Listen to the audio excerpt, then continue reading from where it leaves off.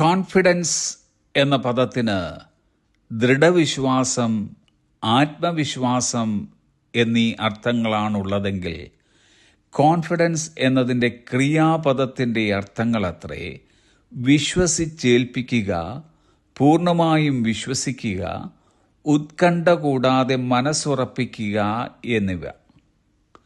Confidence എന്ന പദത്തിൻ്റെ നിർവചനമത്രേ the feeling or belief that one can have faith in or rely on someone or something. ഒരാൾക്ക് മറ്റൊരാളിലോ മറ്റെന്തെങ്കിലുമോ വിശ്വസിക്കാനോ ആശ്രയിക്കാനോ കഴിയുമെന്ന തോന്നൽ അല്ലെങ്കിൽ വിശ്വാസം, അതാണ് കോൺഫിഡൻസ്. എന്തെങ്കിലും വിശ്വസിച്ചേൽപ്പിക്കുവാനോ പൂർണ്ണമായും വിശ്വസിക്കുവാനോ ഉത്കണ്ഠ കൂടാതെ മനസ്സർപ്പിക്കുവാനോ ഒരാളെ നാം നമ്മുടെ ചുറ്റും കണ്ടെത്തി എന്ന് വരികയില്ല. എന്നാൽ അങ്ങനെ ഒരാളെ നമുക്ക് ആവശ്യമുണ്ട്. നമുക്ക് പൂർണ്ണമായും വിശ്വസിക്കുവാനും ആശ്രയിക്കുവാനും കഴിയുന്ന ഒരാളെയാണ് ഇന്ന് നാം പരിചയപ്പെടുവാൻ പോകുന്നത്. തിരുവചനം പറയുന്നു, യിരെമ്യാവിന്റെ പുസ്തകം 17-ാം അധ്യായത്തിന്റെ 7-ാം വാക്യം, blessed is the one who trust in the Lord, whose confidence is in him. കർത്താവിൽ ആശ്രയിക്കുകയും കർത്താവ് തന്നെ ആശ്രയമായിരിക്കുകയും ചെയ്യുന്ന മനുഷ്യൻ അനുഗ്രഹിക്കപ്പെട്ടവൻ.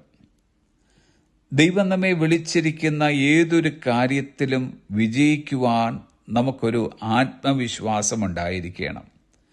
നോട്ട് എ സെൽഫ് കോൺഫിഡൻറ്റ്, സ്വയമായുള്ള ആത്മവിശ്വാസമല്ല, മറിച്ച് ക്രിസ്തുവേശുവിലുള്ള ആത്മവിശ്വാസം അത്രേ നാം പുലർത്തേണ്ടിയത്.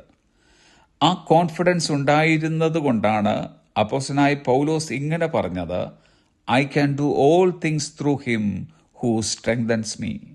എന്നെ ശക്തനാക്കുന്നവൻ മുഖാന്തരം ഞാൻ സകലത്തിനും മതിയാകുന്നു. നമുക്കും ഇതൊരു പാഠമാകട്ടെ.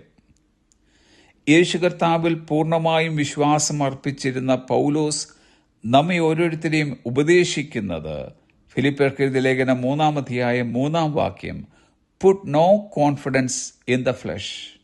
ജഡത്തിൽ ആശ്രയിക്കരുത്. അതിനർത്ഥം ആരെയും വിശ്വസിക്കരുതെന്നല്ല, യേശു കർത്താവിന് മാത്രം കൊടുക്കേണ്ട വിശ്വാസം നാം മറ്റുള്ളവർക്കോ നമുക്കോ നൽകിയാൽ നാം പരാജയപ്പെടുമെന്ന് സാരം. എന്നാൽ നാം കർത്താവിൽ ആശ്രയിക്കുന്ന പക്ഷം നമ്മുടെ ജീവിത യാത്രയിൽ ഉണ്ടാകുവാൻ സാധ്യതയുള്ള നമ്മുടെ ബലഹീനതകളെ അവിടുന്ന് ഏറ്റെടുക്കുകയും നമ്മുടെ നന്മയ്ക്കായി പ്രവർത്തിക്കുകയും ചെയ്യും. യേശു കർത്താവ് ഇങ്ങനെ പറഞ്ഞു, without me you can do nothing. എന്നെ പിരിഞ്ഞ് നിങ്ങൾക്കൊന്നും ചെയ്യുവാൻ കഴിയുകയില്ല. ആകയാൽ കർത്താവിൽ പൂർണ്ണമായും വിശ്വസിക്കുക, ഉത്കണ്ഠ കൂടാതെ നമ്മുടെ മനസ്സുറപ്പിക്കുക. Have a blessed day.